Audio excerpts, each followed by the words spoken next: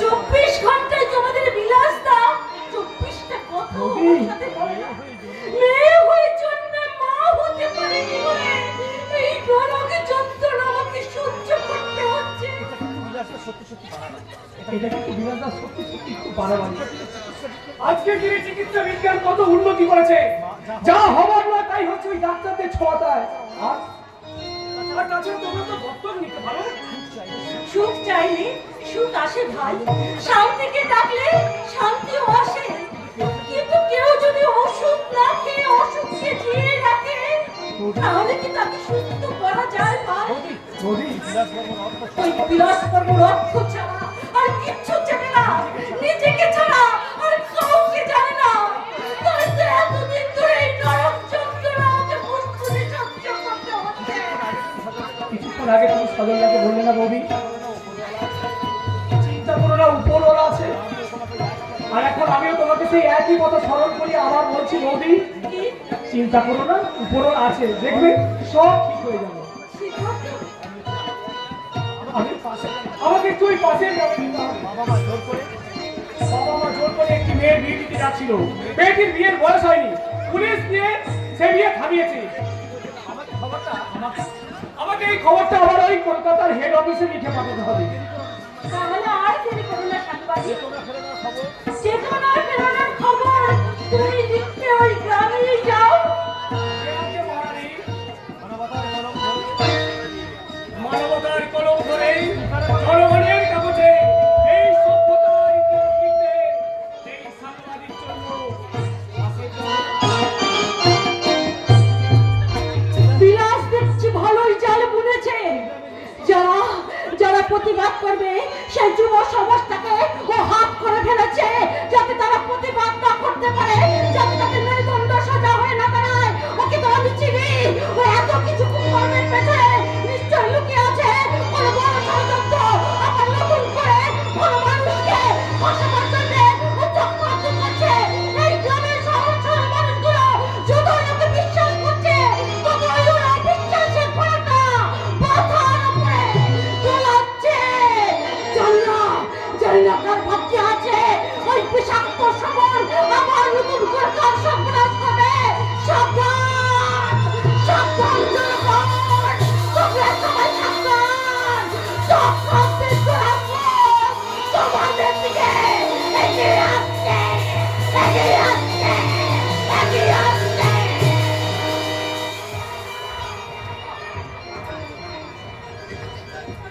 না, একদম ভালো লাগে না। এই বিলাস বাবুর চামচেগিরি চাকরিটা করতে আমার একদম ভালো লাগে না। কিন্তু কি করব, এই টাকার কথা ভেবে সবকিছু মেনে নিতে হচ্ছে। এই সকাল থেকে কেমন যেন আমার বাড়াতে তার চিল করছে, মনে হচ্ছে টাকা আসবে, কিন্তু আসবে না কোথা থেকে সেটা তো বুঝতে পারছি না। এসে গেছেন তো তার বাবু। কে? সফর তুমি? আমি ভাবলাম আমার টাকা এসে গেছে। এই কি ব্যাপার বলো তো সফর? এই সাত সকালে বিলাসবাবু ফোন করে আমাদের ডেকে পাঠালেন কেন? তা বলতে পারবো না, তবে আমাকে বলেছে এখানেই অপেক্ষা করতে। নিশ্চয়ই কোনো চক্কর আছে। কিন্তু ভাই এভাবে আর আমরা কতদিন চক্কর কাটবো বলতে পারো? সুধার বাবু মাঝে মাঝে নিজের উপর খুব ঘেন্না হয়। রাতের অন্ধকারে আমার অস্তিত্ব অবচেতন মনটাকে জাগিয়ে তুলে বলে, এ তুই কি করছিস তুষার? নীতিহীনতার পচা সামুদ্রে পা কেটে তোর আদর্শের পচন শুরু হয়ে গেছে। ভুলে ফেল তোর এই পোশাক, তোর এই মাথায় অশোক স্তম্ভটা মানায় না, তোর কোমরের দুর্নীতি দমন করা অস্ত্রটা মানায় না। সুধার বাবু ঘুমটা আমার ভেঙে যায়, জানো সফল, ঘুমটা আমার ভেঙে যায়। চেতনাহীন কপালে বাষ্পের মতো জমে থাকে দুশ্চিন্তার ঘাম। আজ আমরা কি হয়েছে বলুন তো? তখন থেকে কি রকম সদমার্কা কথা ওড়াচ্ছেন তুষার বাবু। একটা সুস্থ জীবনের স্বপ্ন আমিও কলেজ লাইফ থেকে দেখলাম, কিন্তু পরে দেখলাম টাকাটাই সব, দুনিয়া পাল্টে গেছে।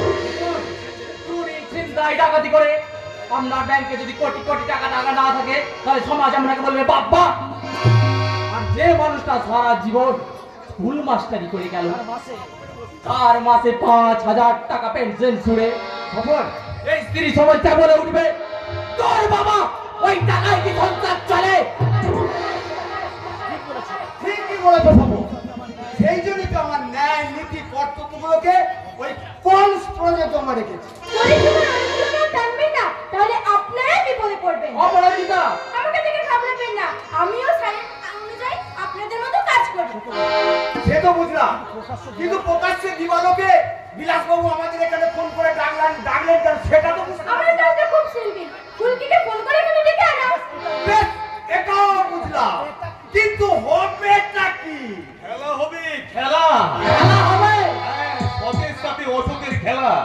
আসলে কি জানেন তুষার বাবু, এতদিন আমি ভগবানপুর গ্রামে আছি, নানান অন্যায় অত্যাচার করে গেছি, মানুষকে মানুষ বলে ভাবিনি, মানবিকতাকে পাত্তাই দিইনি। আবার লোভ ও লালসার আগুনে এই গোটা ভগবানপুরটাকে আমি জ্বালিয়ে পুড়িয়ে ছাড়খাড় করে দিয়েছি। কি বলছেন কি বিলাসবাবু? হ্যাঁ, ঠিকই বলছি। তাই তো আমার বড্ড অনুশোচনা হচ্ছে। নাটক বন্ধ করো বিলাস দাও, রান্নাঘরে যাব না, আর বিড়াল বলে আর মাছ খাবো না। নাটক নয় ফুলকি, নাটক নয়। এই সারা জীবন দুধ খেতে খেতে আজ এই বিড়ালের পেটে চোরা পড়ে গেছে। তাই তো তাই এই সমস্ত পায়স্তিত করবো বলে এই হাট করে সবাইকে ডেকে পাঠালাম। এই হাট করার চারিদিকে এখন সবাই হাট করে করছে। আমি এখন যা করবো সবাইকে সাক্ষী রেখে করবো। শুনছো, শোনো শোনো তোমরা, যে যেখানে আছো সে সেখানেই থাকবে, কেউ ভয়ে মুখ ঘুরিয়ে নেবে না। তোমাদের এই অত্যাচারী বিলাস বর্মন আজ পাপের প্রায়শ্চিত্ত করবে। আমি কিন্তু তোমাকে এখনো বিশ্বাস করতে পারছি না বিলাস দা। জানি আর এও জানতাম, আমি ফোন করে ডাকলে তুই আসতিস না। তাই তো অপরাধটাকে দিয়ে ফোন করি আমি তোকে ডাকলাম। ইয়েস স্যার, আপনার কথা মতো আমি ফুলকিকে ফোন করে এখানে ডাকলেও আমার মনটা সাই ছিল না। মনে হচ্ছিল এটা আপনার নতুন কোনো ষড়যন্ত্র, কিন্তু না, এখন ভাবছি আমার ভাবনাটা সম্পূর্ণ ভুল। কি ফুলকি, তোমাকে বলেছিলাম না এখানে আসলে তোমার কোনো মান সম্মান হানি হবে না। এবার তুই খুশি তো? বিলাসটা আমার দাদার মতো, আর 5টা মেয়ে চায় তার দাদা সুস্থ জীবনে ফিরে আসুক। তাই বিলাসটা যদি সুস্থ জীবনে ফিরে আসে তাহলে বোন হয়ে আমি কেন খুশি হব না? তাছাড়া বিলাসদা, তুমি বিশ্বাস করো, তুমি যদি নিজের থেকে স্যারেন্ডার করো, আমি তোমাকে কথা দিচ্ছি, আমি ওই এসপি সাহেবের কাছে গিয়ে দৌড়াদৌড়ি করে তোমার শাস্তি যাতে কম হয় আমি সেই ব্যবস্থা করবো। করতে হবে না বোন, যদি পারিস তো রাখি পূর্ণিমার ভাই পুজোর দিন জেলে এসে আমার সাথে একবার দেখা করে যাস। বিলাসদা, স্বপন, তোকে আমার সাথে স্যারেন্ডার করতে হবে। কি? আমি হ্যাঁ, তুই। আমি কেন সারেন্ডার করব? আমি আজ পর্যন্ত যা কিছু করেছি সব আপনার কথাতে করেছি। আজও তুই আমার কথাই শুনলে। বেন, তুষার বাবু, হ্যান্ডকাপ পরান। হ্যান্ডকাপ তো আমি আনিনি স্যার। জানেন কেন? কারণ আপনাদের মতো অসাধু পুলিশ অফিসাররা আসামিদের গ্রেফতার করার জন্য হ্যান্ডকাপ নিয়ে যায় না, তাদের বাড়িতে যায় ফাঁকা মানি ব্যাগ নিয়ে। ঠিকই বলেছিস ফুলকি, ঠিকই বলেছিস। আরে আমার তো মাথাতেই ছিল না তুষার বাবুকে অ্যারেস্ট করতে পারেন না, কারণ তুষার বাবু আমার প্রতি সমান দোষী। হ্যাঁ, স্যারের সাথে আপনাকেও অ্যারেস্ট হতে হবে। এই গেল, আমি সারেন্ডার করবো। হ্যাঁ করবেন। আপনি আমাদের চেয়ে বেশি দোষী। চিরকাল ঘুষকে আমাদের অন্যায়কে আপনি সাপোর্ট করে গেছেন, আর তাই প্রথমে উচিত আপনার সারেন্ডার করা। ও বিলাসবাবু, প্রথমে আমি সারেন্ডার করবো? কেমন প্রেস্টিজের ব্যাপার হয়ে যাচ্ছে না স্যার? আচ্ছা ঠিক আছে। আচ্ছা, আমরা তিনজনই যখন দোষী তিনজনই স্যারেন্ডার করবো, তবে কে প্রথম স্যারেন্ডার করবে তা ঠিক করবি তুই। হ্যাঁ তুই, তোর মনে আছে ছোটবেলায় তুই কানামাছি ভোগো খেলতে ভালোবাসতি, আর সেই জন্য আমরা কানামাছি ভোগো খেলতাম। আর আজও ঠিক তেমনই কানামাছি ভোগো খেলবো। অপরাজিতা তোর চোখে কালো কাপড় মেলে দেবে, আর আমাদের তিনজনের মধ্যে যাকে তুই প্রথম ছবি সেই প্রথম ধরা দেবে। কি রাজি? হ্যাঁ, রাজি। অপরাজিতা, আরে বাবা, নিয়ে এসেছি। আমিও চোখটা বেঁধে দিচ্ছি।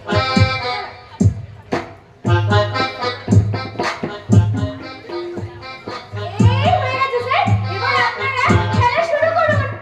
তা বলতে পারি, কিন্তু তুমি আমার মুখের দিকে তাকিয়ে কি দেখছো? যাও, স্টেশনে গিয়ে একটা বড় দোকান থেকে মিনারেল ওয়াটার নিয়ে এসো। এই রোদ্রে খেলতে খেলতে ফুলকি তেষ্টা পেয়ে যাবে, তেষ্টা। ওকে স্যার, আমি এক্ষুনি যাচ্ছি। দাও ফুলকি। এবার খেলা শুরু করো। বলো। কানামাছি ভো ভো যাকে পারি তাকে ভো। কানামাছি ভো ভো যাকে পারি তাকে ভো। কানামাছি ভো ভো যাকে পারি তাকে ভো। কানামাছি ভো ভো। ধরেছি। তুমি আমাকে ধরলি? প্রথম যখন তোমাকে ধরেছি, তাহলে তুমি আগে ধরে দাও। আরে ধরা তো আমি দিয়েছি, এবার তুমি আমাকে ধরতে দাও। হ্যাঁ, সালোয়ার কামিজটা খুব ভালো। কে দিয়েছে? সজল বুঝি? ভালো, খুব ভালো। এবার বলো তুমি কি করবে? সালোয়ার কামিজটা তুমি নিজে খুলবে নাকি জোর করে আমাকে খুলে নিতে হবে? লবণ ধর।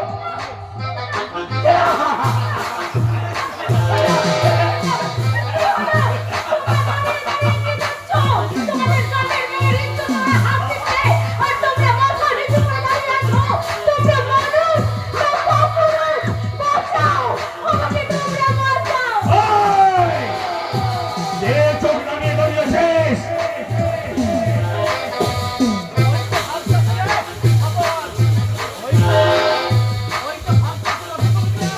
ওই যে ভাবতেছি রফিকুল মিয়া আর ঠগের মিথ্যা। ওই রফিকুল, চোখ তুলে দেখ। এই! কিরকম নাচিয়ে নাচিয়ে ফুটবলের মতন গোল দিচ্ছি রে গো। আরে একটু দেখা কে? এই! আর কে শালা? কে শালা চোখ নামাবে? তোর চোখ! চোখ আমি উপরে নেব। বাবন! বেলা বাজছে। ধর!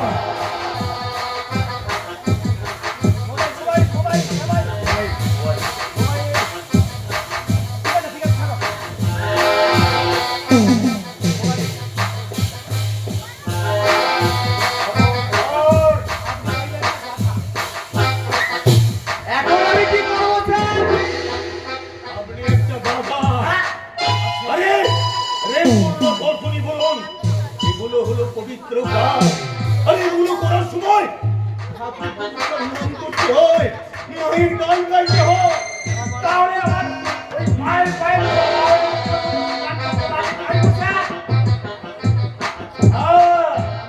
আপনি মায়ের গান গান আর আমি আমার মায়ের পায়ে জবা হয়ে আমার মায়ের পায়ে জবা হয়ে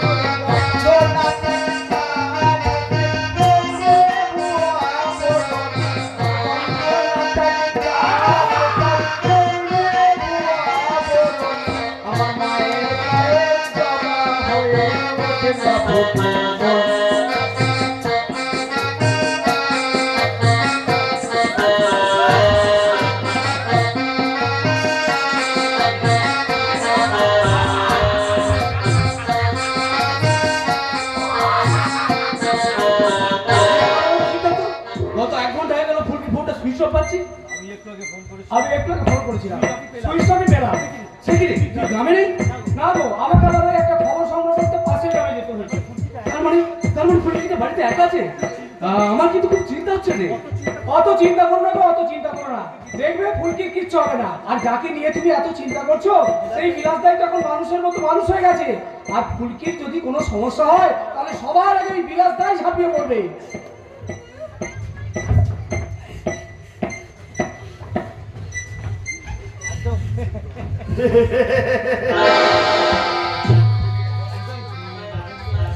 তাক হয়েছে স্যার।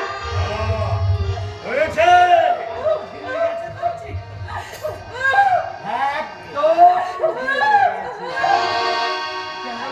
কেমন লাগলো স্যার? ঘন্টা আমার ঘন্টা আর আপনার ইয়েটা ভালো, খুব ভালো, নরম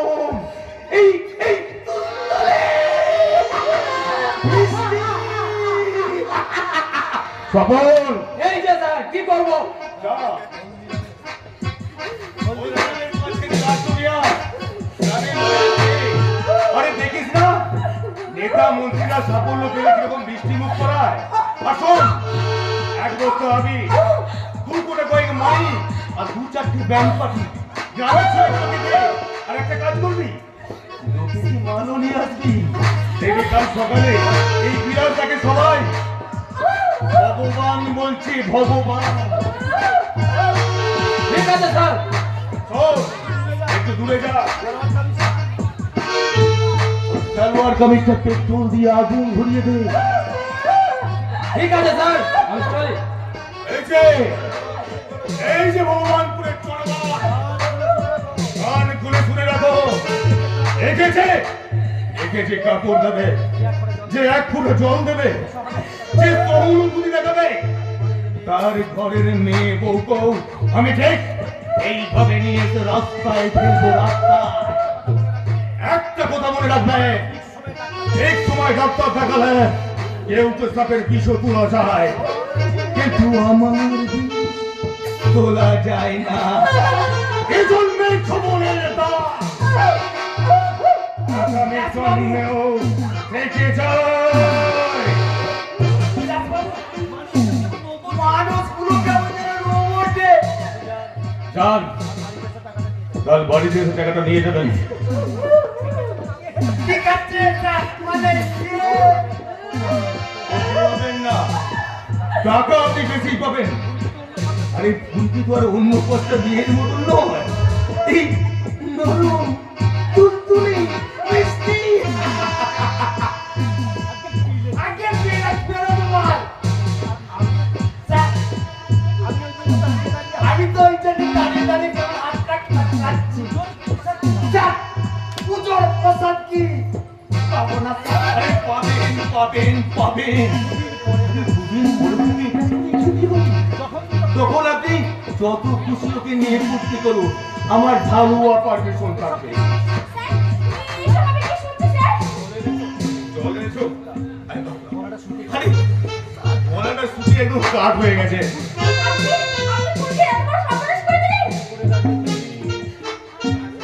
মনে করে গাজলের তুমি, আর এখন আমাকে চলো খাওয়াচ্ছ তুমি, আর বলছো কলকির সর্বনাশ আমি করলাম।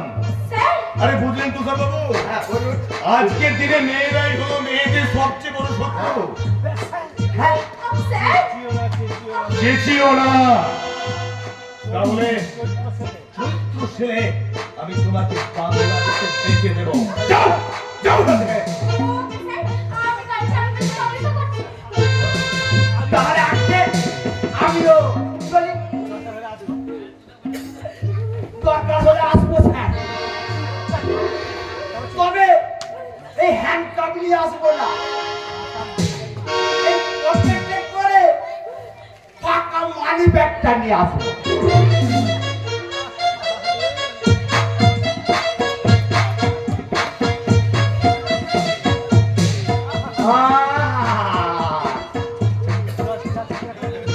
কেমন যেন লজ্জায়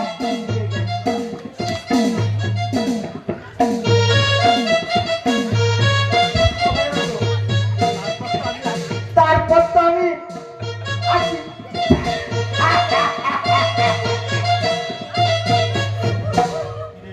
রে ফুলকি, প্রতিবাদ করতে গিয়ে তোর কি হলো? আমার নাম বিলাস বর্মন। তুই আমাকে ঘরের মধ্যে চোর মেরে অপমান করেছিস, আর আজ আমি তোকে সবার সামনে তোর সম্মান নষ্ট করে দিলাম। কাল থেকে এই গ্রামের প্রত্যেকটা মানুষ, কাল থেকে এই গ্রামে তোর কোনো দাদা নেই, ভাই নেই, টাকা নেই, সবাই তোর নামো। বাচ্চা বাচ্চা ছেলেগুলো কাল থেকে তোর এই শরীরের পাবলিসিটি করে তোর পিছনে সিটি মারবে, সিটি। জানি তুই লজ্জায় ঘেন্নায় এই গ্রাম ছাড়বি, কিন্তু একটা কথা বল, এই রাখি পূর্ণিমাতে আর ভাই ফোটাতে তুই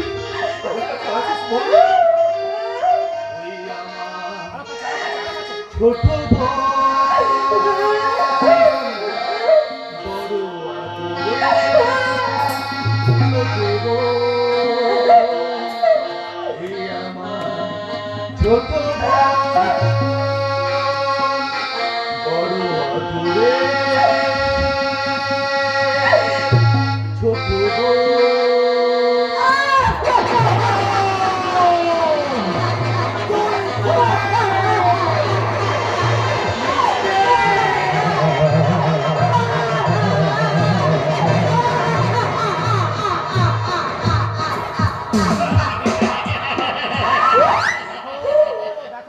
দেখো দেখো দেখো বিনয় বাদল দিলে, দেখো ক্ষুদিরাম, দেখো নেতাজি সুভাষ চন্দ্র বোস, দেখো মাস্টারদা সূর্য সেন। কি চিনতে পারছো না তোমাদের দলিত ধরিত্রীকে? আমি কিন্তু চিনতে পেরেছি। আর তাই তো দলিত ধরিত্রীর শরীরে জড়িয়ে দিলাম।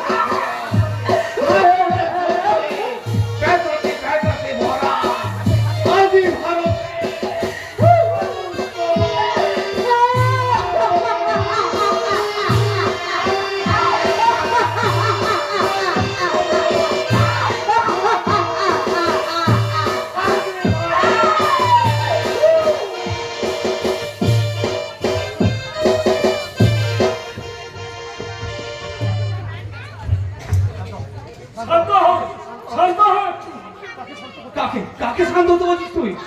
জোয়ারের সময় সমুদ্রকে বলছিস শান্ত হতে? সজলদা না, তুষার কথা শুনে পাহাড়কে বলছিস শান্ত হতে? সজল তুমি? হ্যাঁ আমি আমি আমি আমি এখন জোয়ারের সমুদ্র, তুষারপাতের পাহাড়, আর ভূমিকম্পের থেকেও ভয়ঙ্কর। ইচ্ছে করছে গোটা ভগবানপুরটাকে আমি তছনছ করে দিই। ইচ্ছে করছে নিজেকে ধিক্কার জানাতে, ইচ্ছে করছে এই দুটো হাত দিয়ে ওই শুয়োরের বাচ্চা বিলাস বর্মনকে আমি খুন করে। না সজলদা না, কুকুরের কাজ কুকুর করেছে, কামড় দিয়েছে পায়ে, তাহলে কুকুরের কামড়ানো কি মানুষের স্বভাব হয়? মুরগি স্থির হয়ে যা চন্দ্র দেখার পর কোন নীতি কথা আর ভালো মানুষই কথা মানায় না রে বচুন। তুমি এই সময় যদি ভেঙে পড়ো তাহলে ফুলকির কি হবে একবার ভেবে দেখেছো? ওরে মনসুর, আমি তো সেই জন্য স্থির হতে পারছি না। হ্যাঁ হ্যাঁ মানছি, এই বিলাস বর্মন যা করেছে তার কোনো ক্ষমা নেই। তাহলে তুমি আইন তুমি নিজের হাতে নিও না। বাকি জীবনটা যদি জেলে কাটাতে হয়